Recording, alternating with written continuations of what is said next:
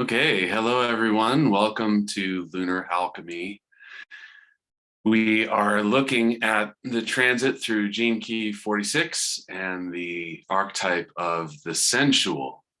This is earth over wind as far as the element is concerned. And the gene key takes us from the shadow of seriousness to the city of ecstasy. And the gift is that of delight. This is a very, very embodied energy pattern and archetype. And obviously the archetype chosen here is the sensual. There's kind of a side archetype to this one as well, described in the gene keys as the rainmaker, and has to do with luck, which we don't always necessarily associate with the sensuousness of our experience. But it's really, really a fantastic kind of little offshoot, and we'll see where we get to today with all of these things. So Bella, the first thing I notice when I think about the sensual is there's almost an abandonment of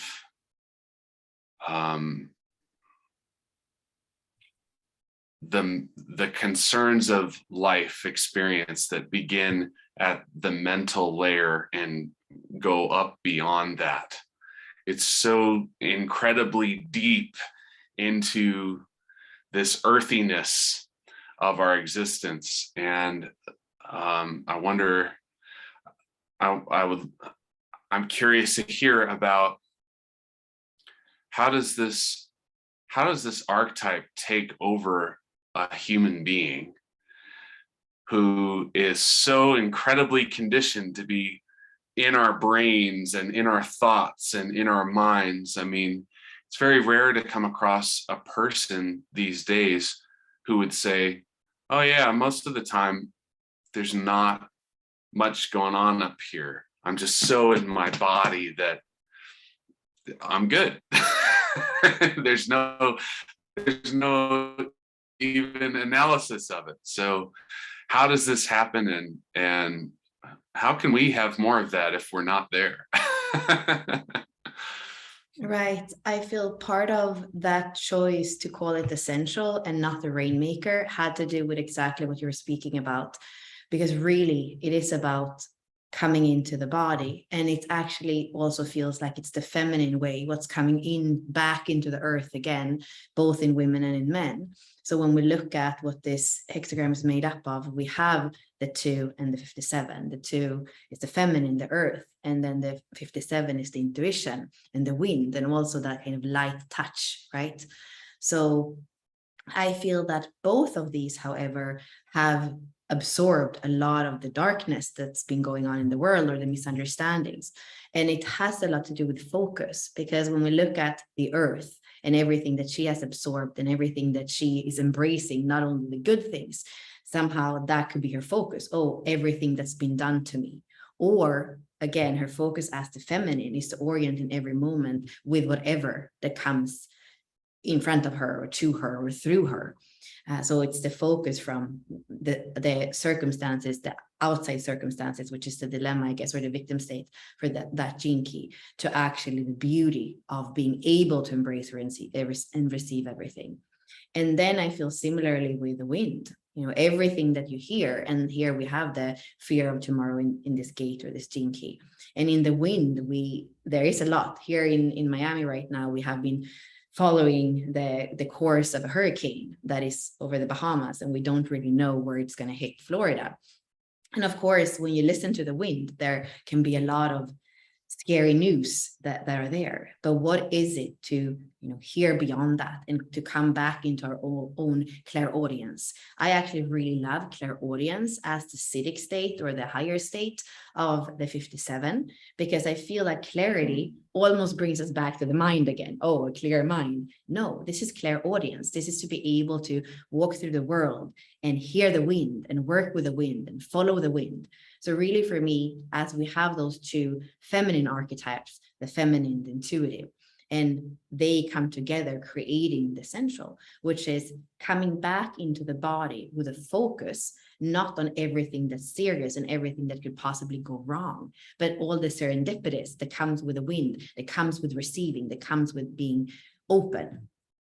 So that's how I would also say that's the pathway back to being in the body and daring to be in the body and enjoying being in the body. Because somehow, even with the gift frequency of the gene key, the light, you know, I would even I want to kind of add those synonyms like enjoyment, pleasure. Those are the really, it's like you say, it's very embodied. It's so much walking through life with this feeling of being sensuous, being embodied, being in love with life is the three things that I think about as I'm just closing my eyes, tuning into this. Yeah, so what you're sharing about makes me want to bring up this quality of the wind. And how do we have earth over wind? How is there wind beneath the earth? And understanding this has to do with the quality of wind from the I Ching and how it's understood as a penetrating force. And the reason that it's penetrating is because the movement of air is consistent, whether there's periods of stillness or not. There's over time, there's always movement happening. And even though that movement can be very gentle for the majority of the time, there's a penetrative quality to the movement of that air. And so when we look at this idea of the wind beneath the earth, what we're really talking about is the sprout of a plant, the beginnings of wood that are going to come up through the earth, and it penetrates up and out.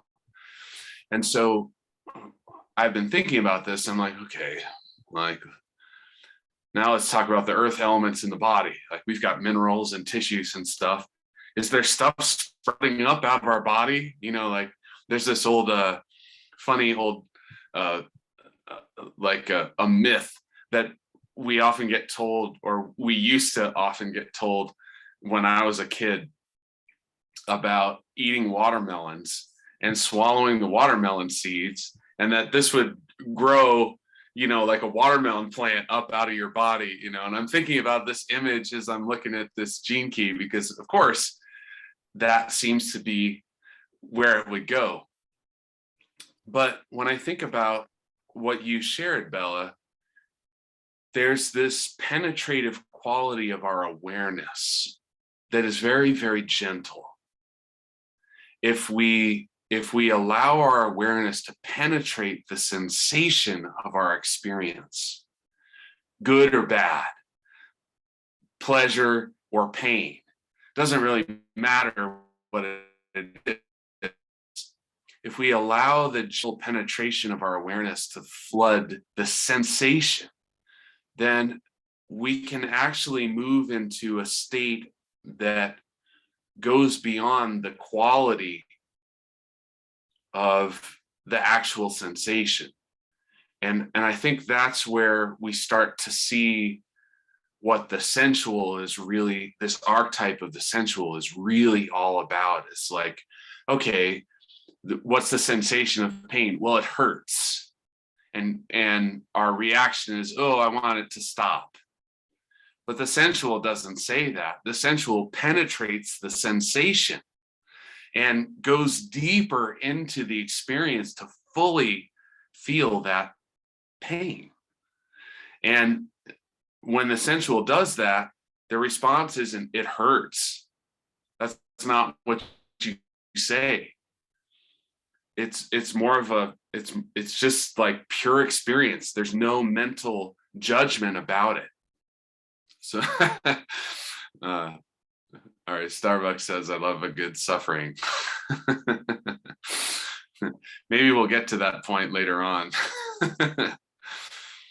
But yeah, so Bella, this penetration into the body through our awareness is where I really kind of feel that relationship to this element, and it feels a lot like what you were sharing about. Yeah, when you were saying what you just said now, for me, I also think about the coloring of matter, which is the 48 that you're speaking about, feeling so deep into the body and actually the awareness of what's there, but it doesn't really get stuck on if it's excruciating pain or ecstatic pleasure. And that's how I feel, again, these feminine archetypes that are there, and they are open to whatever is there in the body, in the depth of that. Yeah. Well, so to me, this like really relates to that rainmaker archetype, where in the story, it's a little old man who shows up and goes in a hut and like sets up his little altar, and then he just like sits in there for a few days. And I don't exactly remember now where there's another story about the rainmaker where there's this other fragment about what does the rainmaker actually do. And yeah, he doesn't do anything necessarily, but there is a certain this fragment of information is like, oh, I just go to a place and realize that it's out of alignment with the Tao. This is kind of this Taoist form of looking at it. And then I just sit there and wait for myself to come back into the Tao. And once I'm there, then it rains. And from that perspective, the rainmaker is in fact doing something, but they're not doing anything to control any outer environment. All they're doing is coming into the right relationship with their own body, just being, and not trying to make it rain, just being like, oh, everything's out of alignment with the Tao. Well, I'm just going to get back into the Tao until it fixes itself, and lets it go. And it's really an interesting quality when we're looking at these kind of ideas.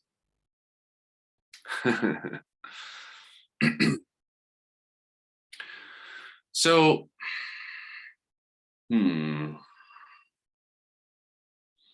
I wonder, Bella, about some of the connecting threads with this one, because the way our society looks at the sensual, the sensuousness of experience, it can move into realms of judgment. But the programming partner here is the 25. So, we have universal love and ecstasy kind of like complementing each other.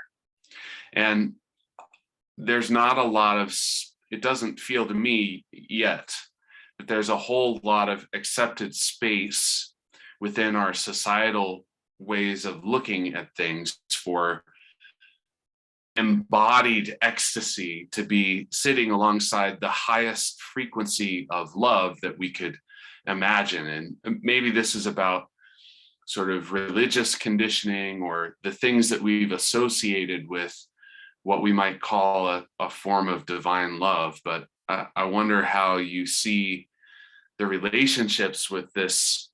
Like, I remember being a kid and hearing about places that have like a red light district, and it's like the center of human sensuous depravity on the earth, where you can find absolutely everything, and no matter how twisted or whatever it is in certain parts of the world, whether it's in East Asia or it's in Europe or it's in secret places in North America, there are these places for this stuff and for these types of experiences.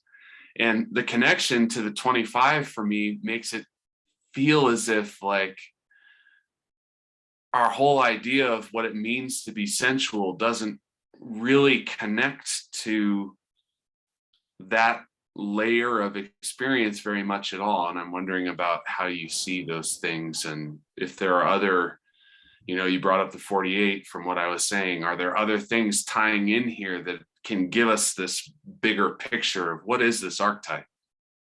Yeah, so let's look at the geometry. Like you say, there are so many places it connects to. So if we go back to where we were right before the coloring of matter, and that's where we have the 18, the 48, the 46, and the 57. And those are also the gene keys that are coding for our embodiment process, which is the Venus sequence, which is those developmental phases in 7-year periods that are creating our embodied being, physical, emotional, mental, and spiritual. So when I think about the red light districts, I actually think about matter and attachment to matter, which is the opposite of the light. The light is holding matter lightly, and understand, like we said before, there's a lot of things happening on this earth when we're embodied, and many of them are difficult. We know that we're going to be born and that we're going to die. And that on that path, we're also going to lose a lot of people that we love, and we're going to kind of walk in and out of love. That's what a human life is. So depending on how we hold this human experience, which is an experience of being in matter. So spirit, the 25, coming into matter, the 46. And that's the union, we could say, that we have in this human experience. So for me, when I think about being able to kind of go to one place where we know exactly what we're going to get in matter, or what kind of delight we can buy in a way, right? Then for me, that feels like very much actually like seriousness. It's kind of a transaction, and it's not what I think of when I think really breath and spirit coming through the body and moving through the body and creating that aliveness. No, it's very much an attachment to actually the lower chakras, the lower expressions, the primal expressions of the physical form, which is the opposite of where the 25 want to take us. So here I would say that spirit and breath is part of what I believe in, takes us away from some of these lower expressions. And also, I know a little bit of from my time in Paris, when I had a lot of friends who were dancers and also strippers. And I know that part of what was needed was a lot of alcohol and sometimes even drugs when it went into kind of giving a service that had to do with giving your flesh, giving your temple away. And it wasn't with breath and with joy. It was, again, this more transactional agreement, you could say. But here, so taking in the breath and taking in the pleasure. And again, we have the wind that feels everything. So there's no way to hide. And then we have the feminine that receives 100%. When you are fully embodied and fully in breath, you can't fake it. And that's what I feel with the higher frequencies of ecstasy and love and love making.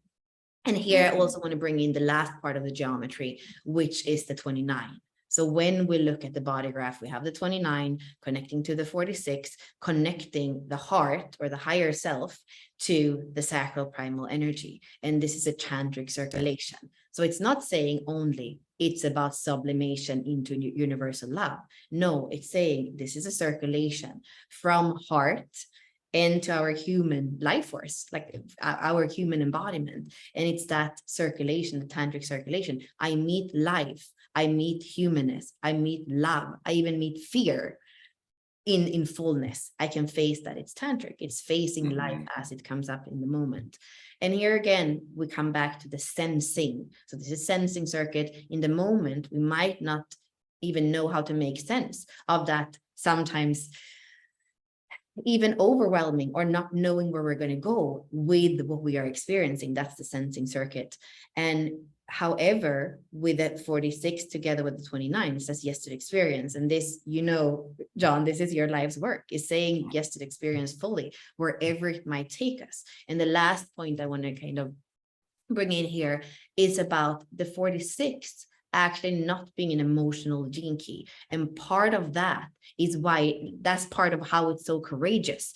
If it would be love And that's also the 25 helping here. If we will love in the emotional center, it would be more messy.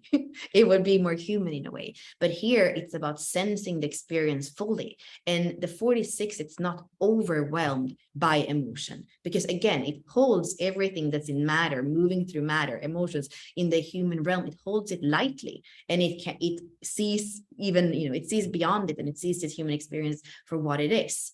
So with the 25, what we experience is a pure ecstatic, I would say, ecstatic human experience of our life force. Love can definitely be there, but it's not purely emotional. And this is where I would bring in Osho. And I don't agree with him when he said, love or sex is transpersonal. You should be able to merge in energy and even in flesh with whoever, because this is just a human expression of ecstasy.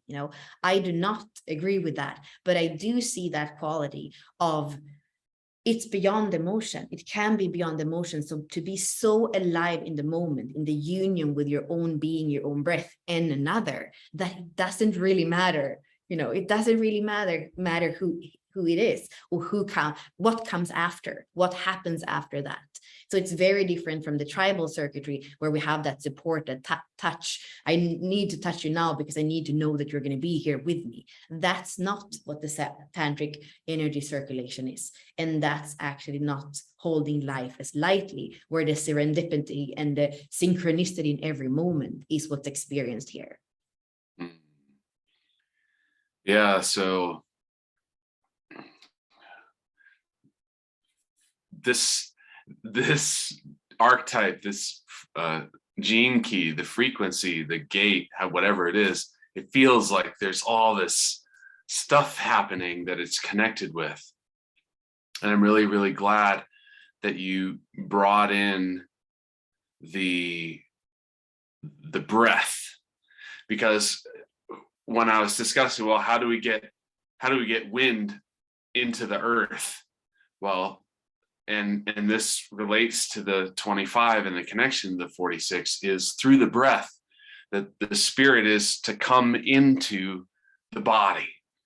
And it can't do that without a full embrace of that body. And so when we look at what happens inside our bodies with different experiences, particularly pain, fear, shock, you can experience this by jumping into a hot shower, or jumping, for those of you who are in some northern climates, if you're going into the cold plunges that people get excited about in the autumn time, that you can start doing. You'll feel this happen in your body, is this response where you hold the breath, you go, and then that's where difficulty in processing the sensation begins for our nervous system. When we have an experience of shock or trauma, it is usually accompanied by an interruption of the breath pattern. So when we experience suffering of any kind, pain, and even delight, and when we move in the direction of experiencing ecstasy, it's absolutely necessary that we're infusing our body with as much life force, as much breath, as much oxygen as possible. Because without it, the vibration of the cellular experience gets interrupted, and the nervous system blocks the patterns from completing, moving through our entire system. And this is where it comes in with the little plant penetrating up through the earth. Because if you think about the human system, I mean, here I have a little plant popping out of the top of my head. And we don't necessarily always have a configuration of hair that represents that. But if you look at that as like a little plant bulb, then what do we have below it is this brain and the spinal cord going down. So plants, some of the plants have this bulb, like irises. You can have this little bulb that sits underneath the earth. And the bulb will grow all these roots going down. And that's where you get the nervous system in our body. And when we talk about acidic frequencies of related to our spiritual embodiment, what we're talking about is all of the energies of the entire system flowing together, moving upward, and kind of bursting out through the top of the head. That's where we connect to the seventh body. So for those of you doing the 7 seals or looking at the 7 bodies through the 22nd gene key, you know, that's the acidic frequencies are like everything getting connected. So we have this really interesting kind of way of understanding what's happening here. And Bella, from everything that you were sharing there, it's like, oh, the breath is the key. And when we're talking about how do we turn pain into ecstasy, how do we turn suffering into ecstasy, it won't happen without breath, because you have to have the spirit fused with the matter. And that can only happen when we allow breath to come in and fuse itself with whether it's pain or delight or pleasure. Pain or pleasure, doesn't matter. It has to be infused with breath in order for the actual, you know, that tantric circuit to be activated. Would it be okay if I go back to the geometry? Yeah, please. I was going to ask you to do that. So as usual, we're looking here at this braid, and we have been speaking about the elements, and we said it too in the 57. So just to explain again, when we are looking at the braid, we can see that there are 2 trigrams or hexagrams that are building up the one that we're speaking about. So here you can see the words for the 46 gene key, and it's built up of the words of the 2nd gene key, and it comes from earth, because the 2nd gene key is earth over earth, 3 lines that are open, the feminine, the yin. And then you see the words for the 57th gene key, and the 57 gene key is wind over wind, and that's how we are creating the braid. And I really go back to that analogy of making love. And if we have it on the shadow frequency, and we say it's a transaction, I'm buying sex. And here I'm not speaking about actual, you know, I believe that there is a place also for, you know, sexual work, where definitely some of us have those codes, and we can work with others to open their. So it's not just because we are in lovers, or we are like, there can definitely be ways that we can work with sexual energy and help each other, and that can be a paid service, but it's not what we think about, like just transactional and buying sex from somebody. So here, seriousness is dislocation through unease. So kind of that thing, it wouldn't happen. It doesn't really happen through that heartfelt, I love you, or I want to help you. It happens through a dislocation of, it's just a transaction. So seriousness is dislocation through unease. And often when we have those kinds of meetings, and even just with our lover in our marriage, in, you know, when we don't really want to be there doing that at that moment, then there can be an unease and dislocation, and we're serious about it. And I think that is also something that creeps in relationships, and what often takes away that connection with the other, of just experiencing. And I also feel like we are a little bit too focused on matter when it comes to lovemaking, as opposed to the energy and the breath that can be there. Like, it's not only rubbing of genitals, right? What is that beauty of holding matter lightly, and also focus on the energy and the love that's between us? And how can that make us feel like we are in the right place in the right time, and that we can come back into the ease of being in a body? So that's just a little bit about the low frequency. And then I love the gift frequency, the light, or here we could say pleasure. Pleasure is orientation through intuition. And this is when we stop thinking about how it should be, how wet I should be, how you should penetrate me, how, like, when we stop thinking about these things of how it should be, and we can actually come back to our intuition and orient with the other. That's when we start to feel lighter. That's when we start to feel pleasure. And then the beautiful highest frequency, ecstasy, is unity through clarity. And here I would bring in again clairaudience. You know, like when you are with your lover and there is that clairaudience of exactly how to breathe, how to move, how to feel the other, that 57. And then the second gene key, the unity of just embracing it all and not receiving the other 99%, not commit to that moment 99%, but completely being open to allow it to grow between you. And this is how also I feel that we become innocent in our lovemaking. And speaking about innocence and sexuality, that's the attraction sphere, where the sixth line is innocence and ecstasy. We stop being resigned for everything that ever happened on this planet, with rape and violence and all that. And we come back into the innocence of that. That's also the 25th gene key. So maybe 25.6 is the highest keynote of sexuality at the end of the day. And here we see that it comes through allowing those ingredients of the feminine and the intuitive, or earth and wind, to come back into deeper embodiment. So, I mean, these are just words again. I wish I could just, I wish I could convey all this without words, but John, maybe you can help me to make it less heady and more felt. Well, it occurred to me, and I love this being up here right now because there's something I want to talk about in there, but it occurred to me that human beings have the capacity to even be serious about sensuousness, about sensuality. And in fact, we can be serious about any topic. And part of the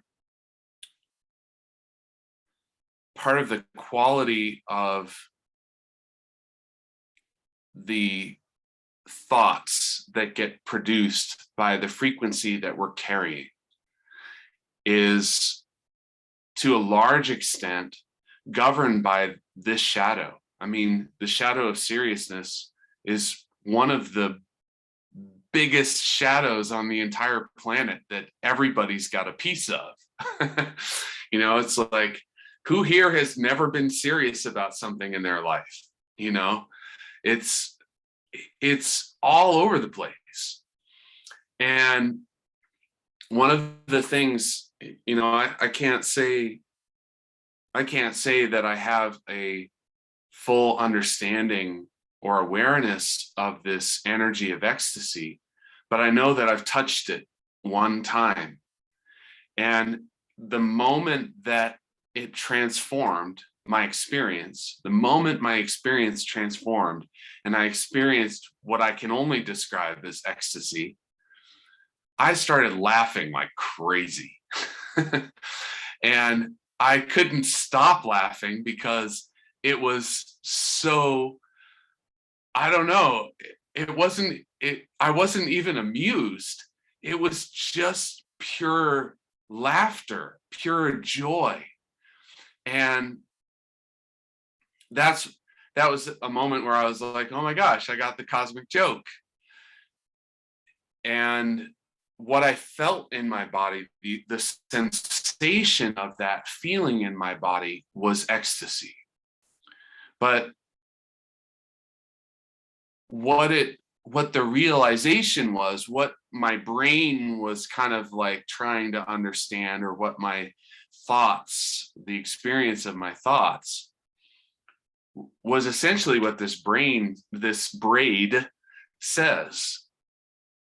There was an incredible clarity that I experienced in myself of recognizing that the suffering and the pleasure had the same root, and just allowing that entire thing to be in my being. And for some reason, that's really funny. And one of the things that I notice about this particular gene key, if you read Richard Rudd's words on the 46, it's almost like he goes through the whole thing without ever referring to it. Like he never talks about it. He talks about like, well, the codon ring is more like the ring of no matter. Like it really doesn't matter. And then he goes on to talk about the programming partners, and he talks about the rainmaker story. He like won't even talk about it. And because it gives this feeling that being in the body, there's so much, there's such a depth of experience of being in the body that our thoughts and our words can't really touch there. You know, we can kind of like make stuff up about what our body is experiencing, but the feeling of the experience is what it's all about. And I feel like this gene key really shows a way in which we can experience divinity without our mind. You know, a way in which a person has a pathway toward embracing the full divinity of who or what they are, without really requiring understanding of anything. You don't need to know about gene keys or the I Ching or spiritual concepts whatsoever. There just has to be that, maybe there needs to be a bit of naturalness there. But aside from that, it's like, oh, you're just in the body and feeling. And the willingness to feel everything that the body can feel. Kind of seems simple after a moment. You know, I would add something here, because I do feel exactly what you say. And I do feel, again, a lot when you speak the 48. And I would say that there is something here with the 46, because it's the G center and it's about identification, right? So it's about feeling and sensing. But I also feel that here we have an identification with aliveness or love of life. So somehow the 48 is feeling deep into the form and interested in that feeling deep into the form. However, the 46, it's sensing, it's feeling, and at the same time is identified somehow, not identified attached to, but identify open to pleasure and joy and everything that has to do with the earth. You know, like for me, this is my conscious Mars. It's my EQ. So for me, this is how I move through the world. It's kind of how I act through the world. And then the 2 and the 57, which are the other parts of the braid, my life's work and my vocation. And then my IQ, it's my it's a 25, so the programming partner. So somehow, you know, the way that I have learned to walk through the world is savoring everything, being alive in every moment. But that came from very much because I have the EQ and the IQ, the 46 and the 25, from that period of my life when I was like 14 to 21, especially, or 13 to 21, where there was so much constriction, there was so much fear of tomorrow, there was so much hoping that I could just be spirit and not at all in matter. And I didn't dare to breathe because it was too dangerous in a way to completely be here, open to everything in this human realm. And that took me very long time to start to accept what it is. And today I got a picture of my dad's ashes in that thing, the uriner, whatever it's called. And it says his name and the years he lived. And it's going to be sent to Spain because it's in Sweden. And like that deep acceptance of life and death that can't be separated, and feeling that and feeling my tears and not being overwhelmed by the emotion, because again, then I wouldn't be faithful in a way to the 25, to what I value in the 6th line. So even in that, there is an innocence of saying, it doesn't matter that I'm on an elliptical right now in the gym. I get a photo of this is what remains in matter. of my dad, not in heart, not in spirit, but in matter. And there, right there, I can feel the aliveness of the tears falling down my face and falling to my chest and to my heart.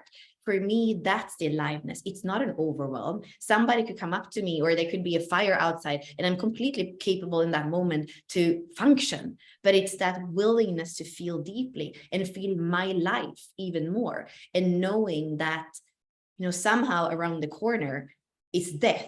But there is something with that that's beautiful. I came home and I told my partner of the picture, and he said, when I die, I want my ashes to be spread in the jungle by the biggest tree that you can find, by the roots of the biggest tree that you can find. And that again just made me cry. But it was so beautiful, because again, that might be around the corner, or it might be 30 years from now. We don't know. And I know that his essence, which is the jungle somehow, like it's so perfect. And the liveness of me maybe walking into that jungle with those ashes and putting them by the roots of that tree. Like in that, for me, that's essential. And maybe it rains in that moment. And then I'm going to thank the synchronicities of what it is to be human and alive in that moment.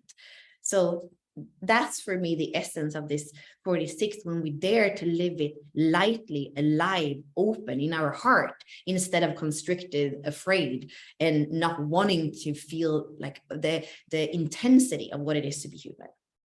Yeah, I think what you're sharing about aliveness is really the key between ecstasy being what it is and our oftentimes experienced projection of what it is like to be ecstatic, which is just the extreme of joy.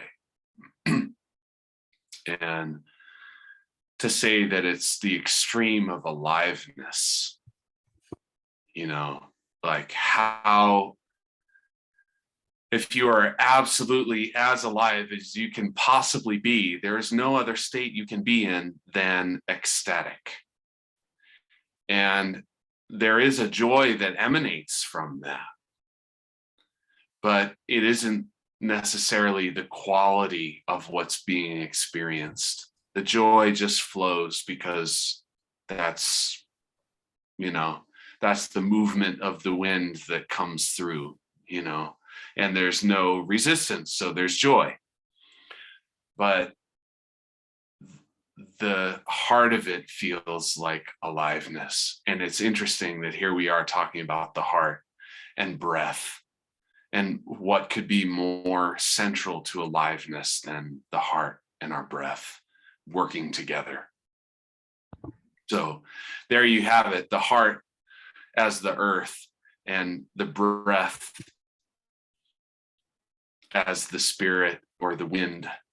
And it's just, blows me away every time when we get to this moment of I don't exactly know what we do in these discussions, Bella, but it's like we get to these moments of like there's an understanding that happens somehow, and it just feels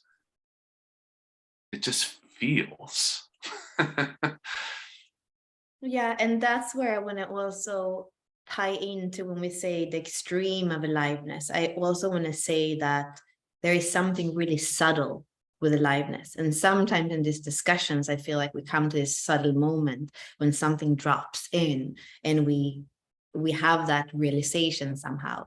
And I definitely feel, even in lovemaking and in a sensuous life, and Richard speaks about it by slowing down, he says slowing down. And I would say savoring, because I don't necessarily think that it's about the speed. I think it's about this quality of savoring. And what I do know is that savoring can be very subtle. And I know in another relationship that I was in a few years ago, I really tapped into that quality of space, like also in lovemaking, but it could also be just sitting drinking tea. We spent quite a lot of time on Ibiza, which is a very magnetic island, so you don't really have to do much in order to feel the ecstasy and the aliveness of the island and the magnetism of the island. And I remember, especially in that relationship, to savor the space and to actually also teach the body, especially in how we come together and how passionate we all often are as human beings. How can we cultivate that quality of the space, of the pause, of the moment between the in-breath and the out-breath, or the penetrating in and the coming out? You know, like that's for me also what the 46 is savoring. And even in my own energy circulation, like I know there can be Sundays or sometimes Mondays when I have space and time where I can just lay on the ground or in my own bed and just allow life to gently, gently, gently move me in that in-breath and that out-breath.